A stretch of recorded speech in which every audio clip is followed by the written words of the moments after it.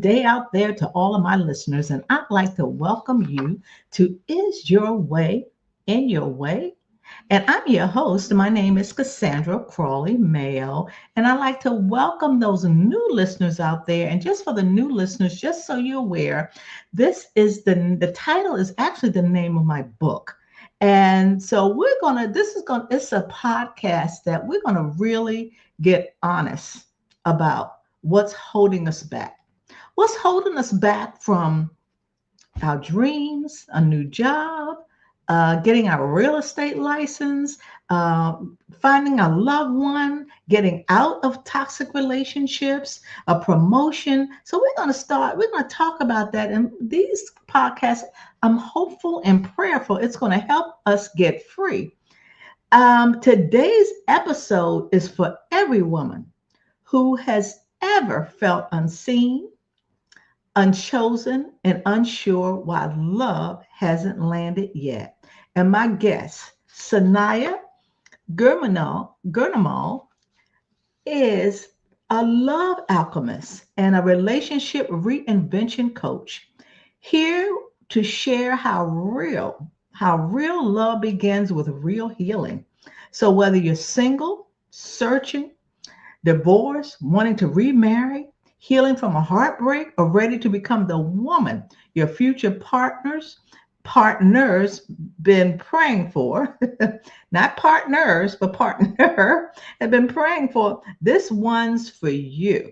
So I don't want you to miss this. So let's get into it. And to me, I know this is going to be a game-changing conversation. So you need to share it with your friends, call somebody and say, hey, text somebody real quick and say, I think you need to hear this. Or if you don't have time to do that, you are going to share this when the podcast is over. And I'd like to welcome Sanaiya to the stage.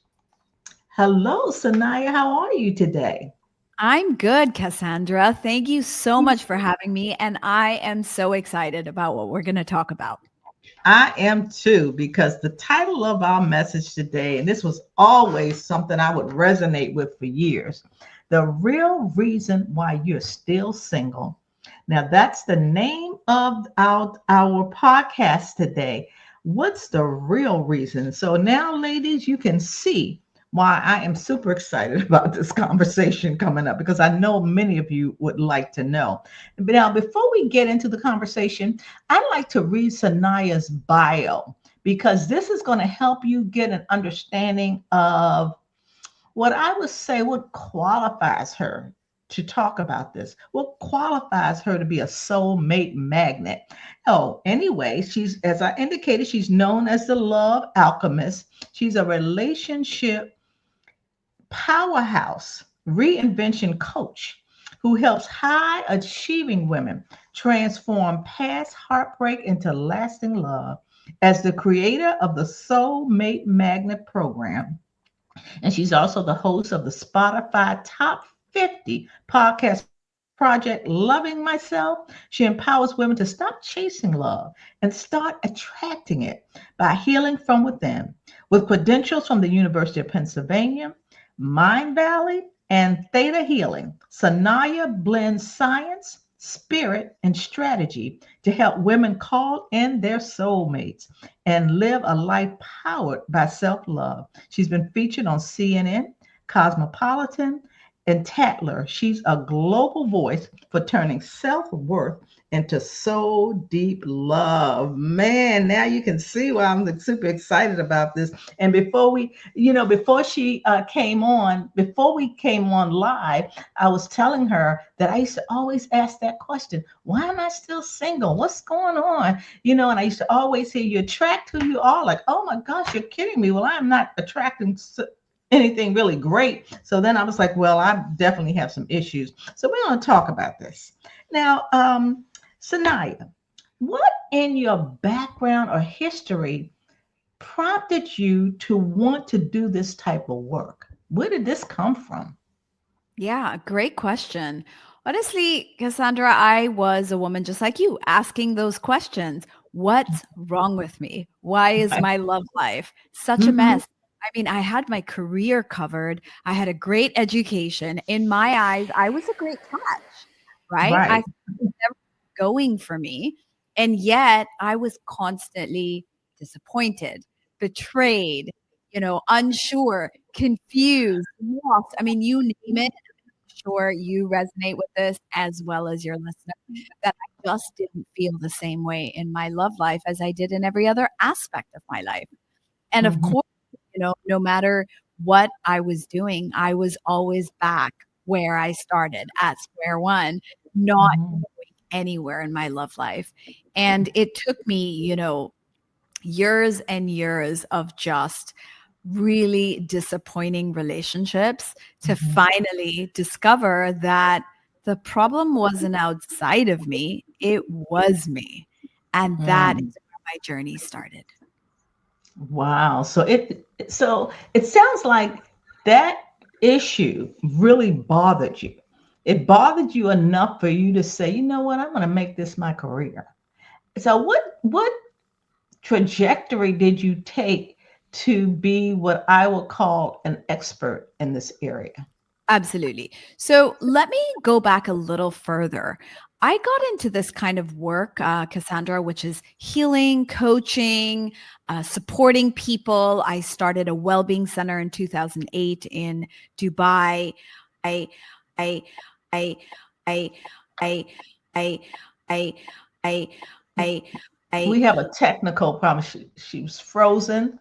Um, but we'll be back. She's going to have to reconnect.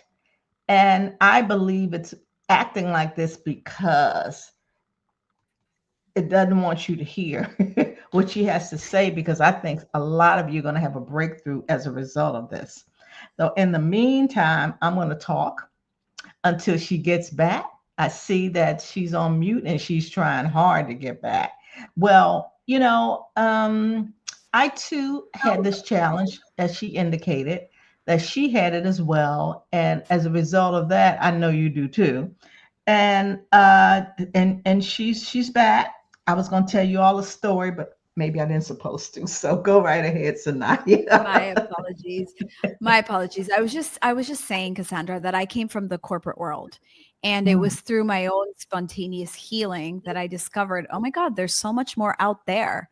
And I started working with people long before my love life was giving me problems.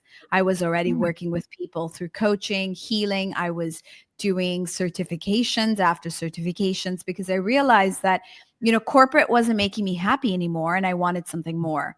Now, I started working on my relationship with my parents, my mm, relationship with myself. So I was doing work around love, not quite on love, mhm. until it got to a point where I started to notice that I was repeating these really negative patterns in my love life. And Yeah. so that was my, you could say, turning point when I discovered that it was self-love that was missing in my relationships, that, Mhm. the issue wasn't everybody else, but it was me. And I started to take control of my own love life. And I did the inner work that I needed to do to heal myself, Mhm. right? So that I could bring Mhm. a much more empowered, loving version of myself into my relationships. And literally a month after I did a soulmate manifestation, I met someone at a wedding and he proposed a month later. And I said Mm. yes. It was like the shortest relationship I'd ever had in my life. But it Wow. took me about 2 years of healing to get to a point where I was ready to really open my heart to a Okay. relationship. We got married 5 months later, and we've been married for 15 years, 3 kids later. And so, really, my own journey coupled with my my desire to help other women struggling with Mhm. the same thing. And of Mhm. course, my expertise in coaching, in healing, and especially helping women attract their soulmates is Yeah. how this became the focus of my work. Yeah. Now you said something interesting when you were doing your soul work. This is when you met someone that was at a wedding. You all immediately connected. He did. I'm not sure about you. Did it take you a while? Obviously, it really didn't take a long time for you to get married 5 months after that. But was he kind of struggling with the same thing? Because, we say we attract who we are. Yeah. What was going on in his life during that time? Absolutely. So I totally believe that we attract who we are, but I often Mhm, notice is we don't attract the same kind of person. Their issue might be a little bit different. So while I was mhm, struggling with self-love and it showed up in my relationships, my partner had struggled with confidence. And he mm, had actually lost his father when he was 4 years old and had mhm, grown up feeling a lack of love. So we both came from a lack of love, but it mhm, manifested in different ways in our life. Now, when mhm. we met each other, we were both at this point in our life where we were looking for something a lot more real, and we found it in each other. What a beautiful story. Sanaya, when you were growing up, because I had I from corporate as well for years, and I had the same struggles as you, getting in unhealthy relationships, or I would say emotionally unavailable relationships. And it got so to the point where I knew that it had to be something with me. And I also found out that much of it had to do with how I grew up, what my parents' behavior was and how they grew up. Not that I'm blaming them. I did in the beginning, like, how dare them to be like that? Now that's what that, I'm like, so that's on me as well. Now, how am I going to get through that? Did you think a lot of it came from how you grew up? Yeah, absolutely, Cassandra. I actually grew up watching my parents Mhm, struggle in their relationship, struggle in their marriage.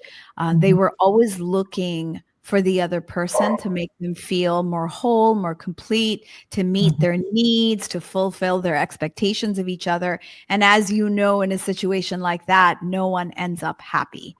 And Right. growing up in that environment, I witnessed love be difficult, be, Yeah. something that caused more pain than happiness. And Hmm. as much as I grew up into this young woman who wanted it all. I wanted that special someone. I wanted the partner and the children and the happily ever after. Yeah. I grew up on Disney movies. I grew up on the rom-coms, and I thought I just had to grow up and that person would just walk into my life. And of Hmm. course, that was the furthest from the truth. It Yes. turns out that I wanted love. I wanted a relationship, but deep Yeah. down inside, I was afraid of it. I was afraid of commitment because I had seen the struggles that my own parents had gone through. And to Hmm. add to that, I had friends who had struggled with relationships. I had relatives who had been through some very traumatic relationships. So Hmm. all I was proving to myself on a subconscious level is that love is hard. Yeah. Love is painful. And so, Yeah. as much as I wanted it on the Uh-huh. outside, I Hmm. was actually protecting myself from love. I was pushing it away. I was sabotaging it.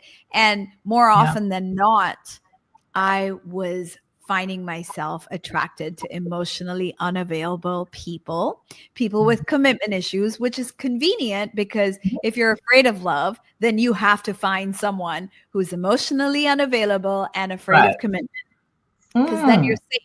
It's never going to turn into, a forever kind of love. You have to find, Exactly. Oh, okay. I just got yeah. an epiphany, huh? So I was afraid of love. Yeah. Yeah. That was my epiphany, Cassandra. Like I remember Wow. I went to a healing retreat and I was Yeah. doing inner child work. So I was doing a lot of work Mm. on, the traumatized child and my own fears and so on. And it just literally it was an epiphany. I had this moment where I said, "Wait a minute. In every single failed toxic relationship, there's one common denominator. It's not them, it's me. I'm Mhm. the one who Mhm. keeps finding myself in this same situation. And I'm always disappointed. I'm always let down. And I'm always just not happy. So Mhm. I can't really blame them. It Right. must be me. And that Right. was the moment. It was like that was the moment I took my power from the situation. And I Uh-huh. realized that, oh my God, if I've created all of this, then I must be able to do the work that will allow me to completely change the kind Mhm. of people I'm attracting, the kind Mhm. of relationships I find myself in. And that Yeah. was the start of learning to love myself, accepting myself, and really getting to a point, Cassandra, where I didn't need a partner. I didn't Mm. need anyone to make me feel whole or complete or not lonely anymore. I got to a Right. point where it was like, I actually love myself. I'm in a relationship with me. And because Yes. of that, I'm completely fine. I don't Yeah. need anyone else. And Yeah. literally, that's when I was at a wedding, met my husband over a 4-day, Indian Bollywood style wedding. We danced all night, we had this connection, and that was it. Mhm. That was how it Wow. all kind of it turned out. Wow. That sounds so romantic. That sounds so good. And I don't think any woman on that's listening, a lot of what you said they've heard before. And the difficult part is, and I'm going to ask you this before I ask you the other question. Are you still working on loving yourself? Is that a work in progress? Is that still going on? I think it is a constant commitment Hmm. to Okay. loving yourself. So I don't want to Mhm. say it's a work in progress. I would like to say that I am constantly committing and recommitting to myself, which I think is just as important when you're in a relationship with someone else, is to Mhm. constantly commit and recommit to the relationship. In the same way, I'm constantly committing and recommitting to myself every day.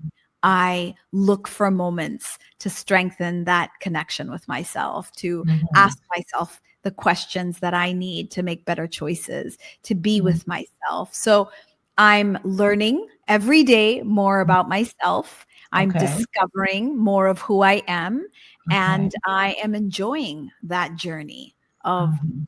being in this relationship with myself. Okay. So the other question is, how in the world do you do that? Great question. Now, to answer that, Cassandra, I have to tell you a little bit Okay. about love blocks. Okay. Okay. So Blocks. I've worked with over 5,000 women, and it turns out there's some pretty similar journeys that Mhm. most women who are struggling with love end up Mhm. taking. You could call it Mhm. 5 different, scenarios, pathways. I call them love blocks. And what I Okay. found is that these 5 different blocks show up in our love lives over Mhm. and over again. And if we don't deal with them, if we don't overcome them, if we don't heal them, it's very difficult to end up Mhm. in a healthy, loving relationship with someone. So this is something we have to get through. Now, these Okay. 5 different blocks have very different characteristics and require a different type of approach.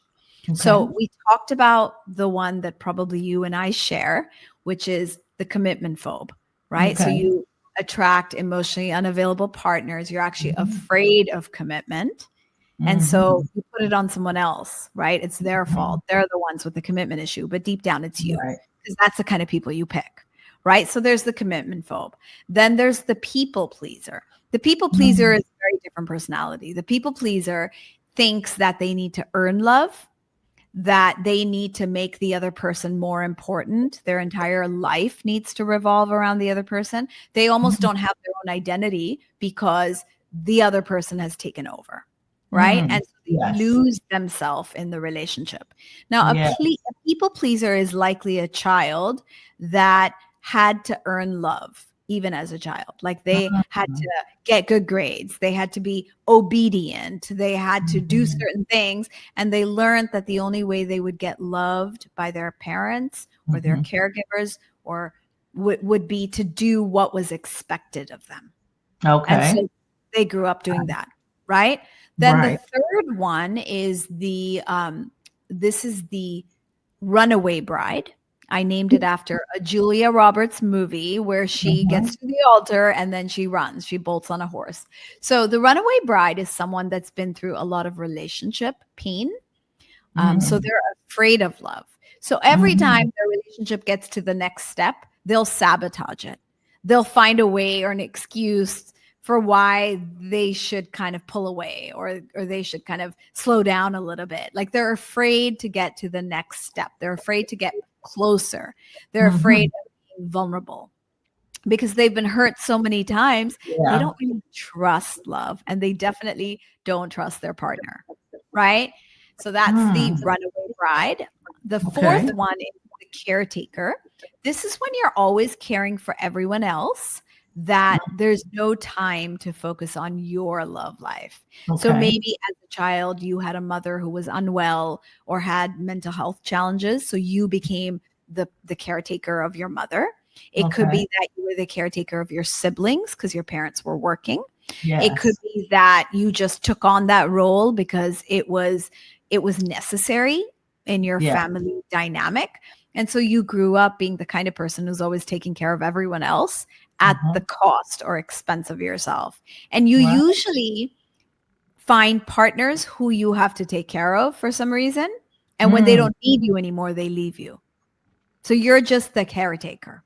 So Okay. say that when they say that again, if they don't need you anymore. So you take care of them. You might Uh-huh. nurse them back to whatever Right. health or whatever it is. And Yeah. then they don't need you anymore. They're fine Uh-huh. now. And They're they're fine. probably going to leave you because they don't need the caretaker anymore.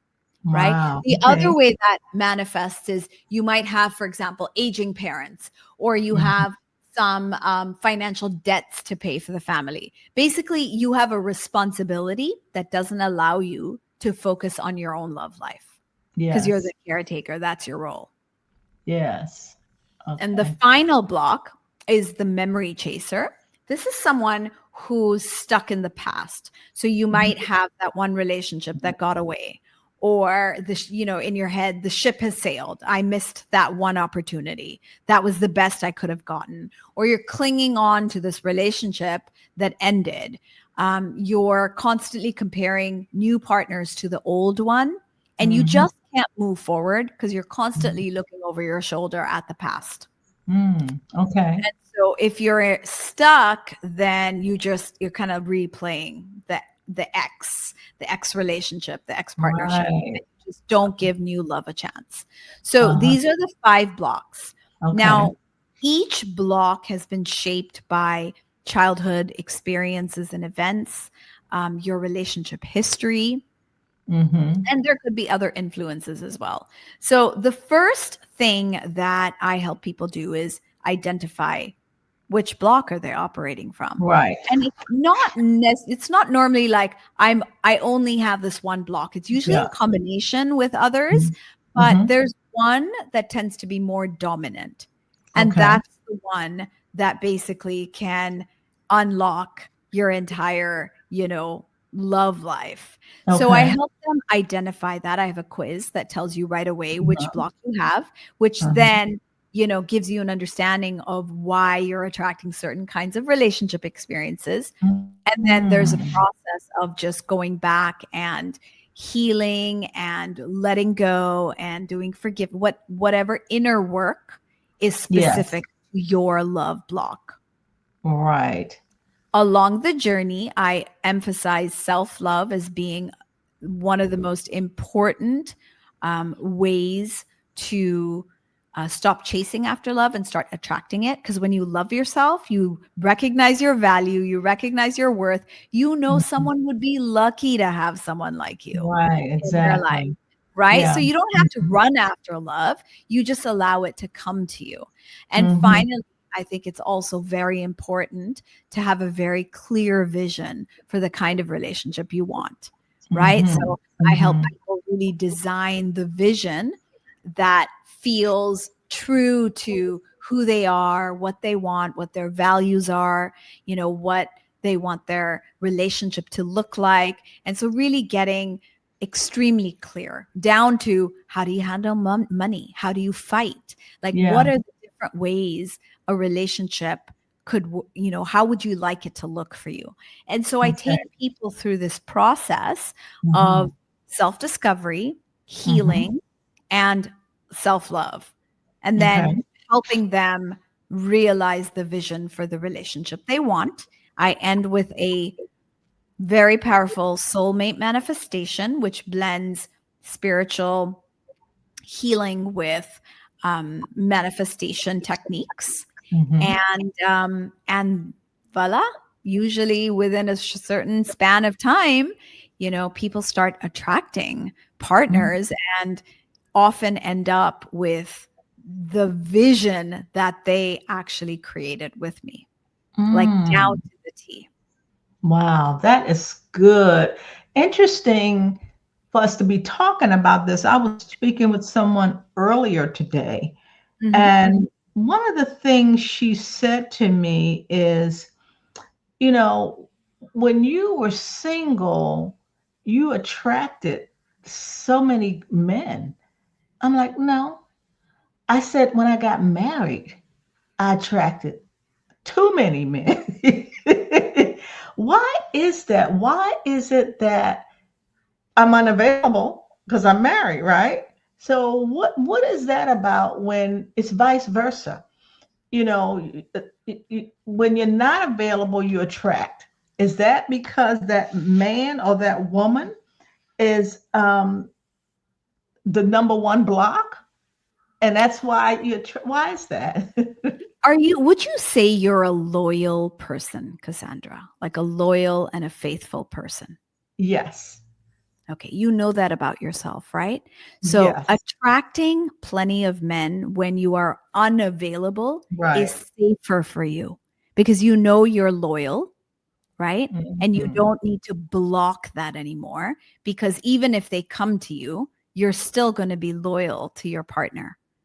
So Right. you're almost allowing them in, whereas when you were single, you didn't allow them in because it wasn't safe. So you Mm. really had a commitment issue. It wasn't Okay. safe to let Oh, people in. wow. Yeah. Okay. Interesting. What about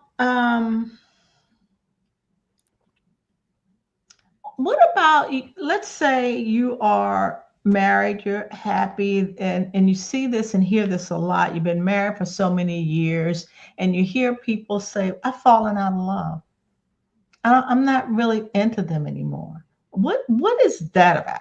You kind of it's kind of like you attract, and I can see, I can actually see me in all these blocks at one time in my life, right? And when they Yeah. get closer, I get further apart. Yeah. Then when they get farther apart, I go closer. Why is it that um, people fall out of love? I Yeah. don't. Well, maybe they weren't in love in the first place. I don't know. What is that about? So there's a couple of different things going on with that. First of all, we either grow together in a relationship or we grow apart. Mm-hmm. And that has a lot to do with our energy, our vibration, our frequency. So I'm going to Mm-hmm. get a little scientific on you, but Okay. we do have different vibrations. And when we share the same values, we share the same dreams and goals, we are energetically aligned. Okay. But sometimes we make choices that pull us away from each other, Mm-hmm. and then and then we don't kind of connect anymore. We don't feel like that connection or that bond. And so Mm-hmm. that could be a reason why you feel you have fallen out of love.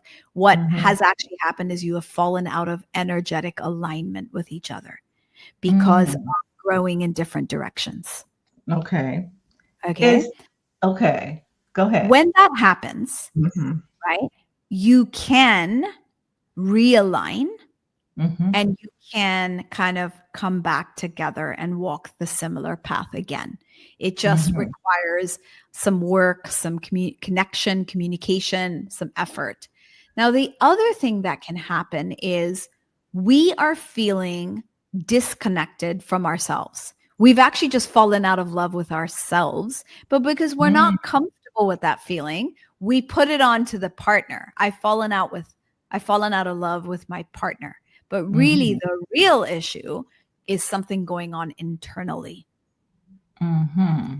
Somewhere we are lacking, disconnected, somewhere there is something unresolved or unhealed within ourselves. And so that could create this kind of disconnection or this feeling of falling out of love with someone. I think we as individuals put too much pressure on our partners to fulfill us, to meet our Mm-hmm. needs, to be the Mm-hmm. source of something for us. But Yes. when you come into a relationship, Cassandra, with self-love, self-empowerment, you give more to the relationship than you take.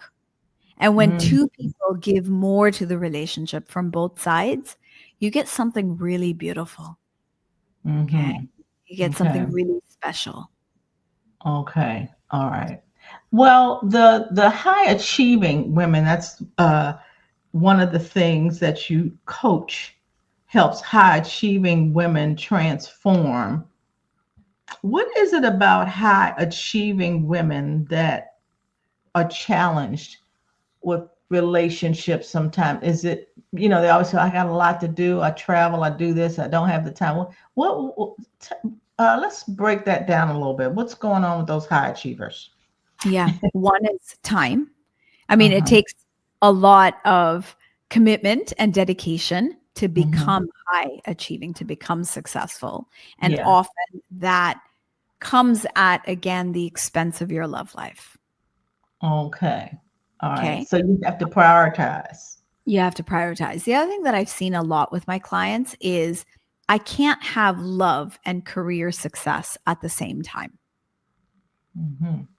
I Okay. have to choose. So it's All right. kind of this belief system or this program that I can't have it all. I have to make a choice. Something's got to give. And in the case of many high achieving women, I can be successful at work, but not at my love life. Okay. Mm. So that's Okay. something I've seen come up.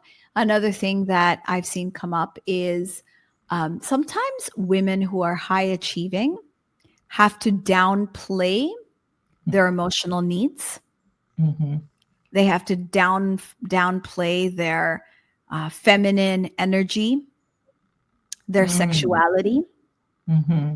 And so that part of them that is the woman sometimes gets hidden or gets lost in becoming this powerhouse of a woman that they are. Yeah. Right. Hmm. Okay. And still, in other cases, there are other responsibilities that take priority. Yeah. So Okay. it's a little bit different for the, for different women that I've coached, but many of them tell me, Sanaiya, I've got it figured out in my career. I'm doing really well there, but my love life Yeah. is the absolute opposite. Hmm. Mm. Another that makes me think about during my single years, people used to always say, you intimidate men. And I used to say, well, that's not my intention. Was and like you just indicated, then they said you have to downplay a bit of who you are. Do you think that's true in regards to high achieving, or is it that the high achieving woman has to know what they're looking for and still believe I can be who I am and still attract that kind of person that I'm looking for? Yeah, absolutely. I mean, look at the messages we've grown up with, right? You've got the damsel in distress, you've Yeah. got the woman has to rely on her man. You got to make we've grown up with so many influences that have taught us Mhm. that women are not meant to be independent and Mhm. powerful and successful. And so when you are all of those things, Yeah. right? You think you can't be accepted and loved the way you are, right? Like Yeah. I'm a working mother and I still get that mom guilt, even Yeah. though I know that I shouldn't, and I don't need to because I am present for my children. But Yeah. yes, I'm working, Mhm. for a good part of the day. And Yeah. so it's the messaging, it's what we have learned about what society expects out of women.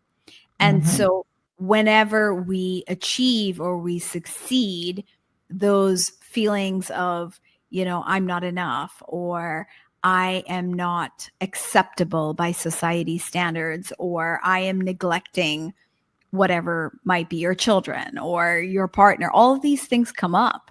And Mm. even for me, Cassandra, I am married to someone who really respects my energy, really respects the fact that I am high achieving, that I Yeah. am very dedicated and committed to my path, my purpose, my career.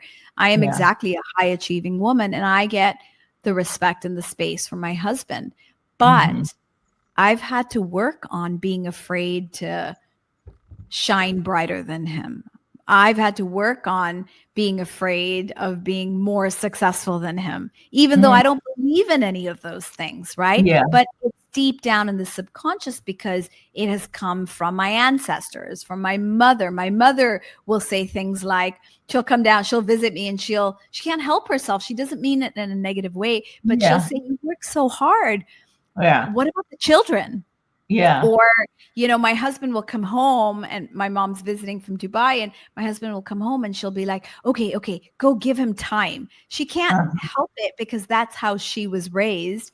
And right. so I'm getting these messages even now as an adult, and it triggers these feelings and emotions that I grew up with, or these things Hmm. that I believe to be true Hmm. until I decided to make different choices or to think a different way. So Hmm. we've grown up with all of these Right. messages and influences that haven't quite allowed us as women to believe that Hmm. we can truly have it all.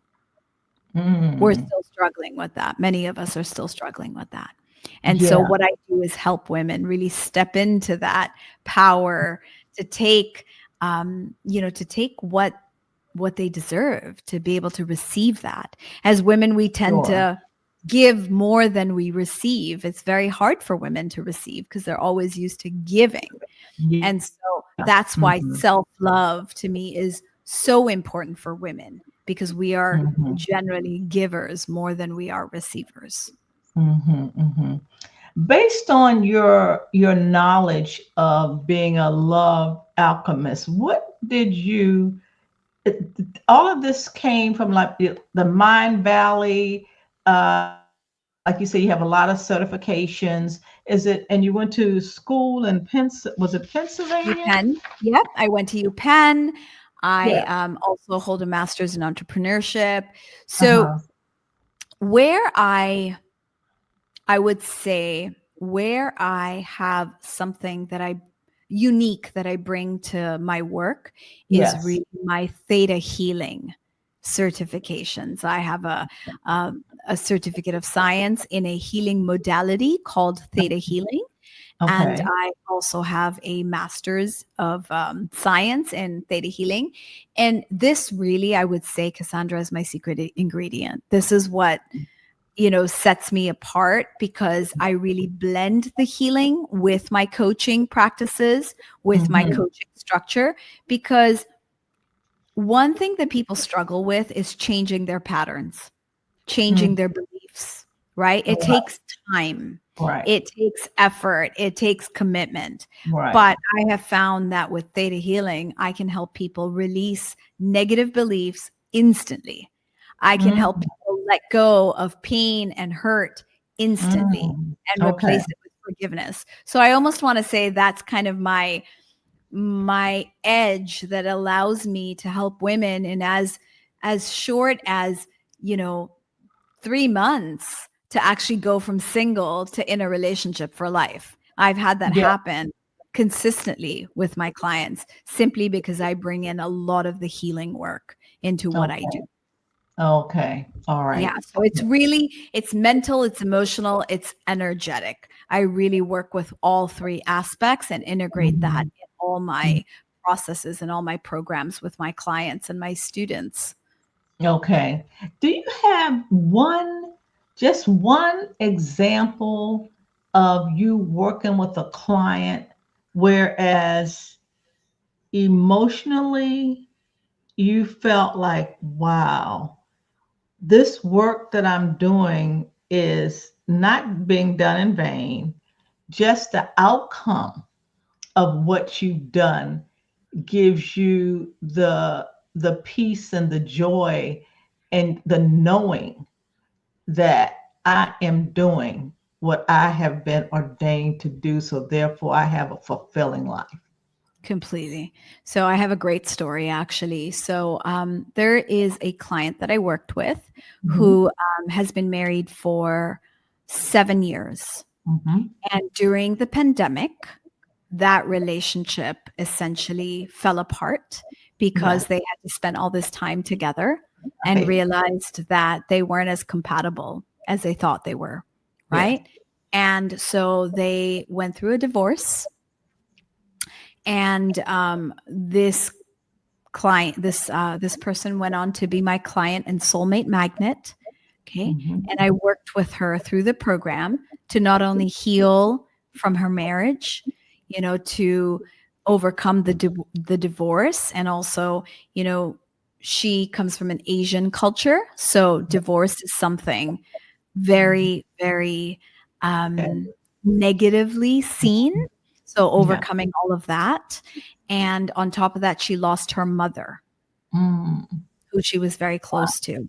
So it wasn't just about the soulmate, but it was all these other things that were also happening in her life. And I worked with her, and she attracted a partner after my program.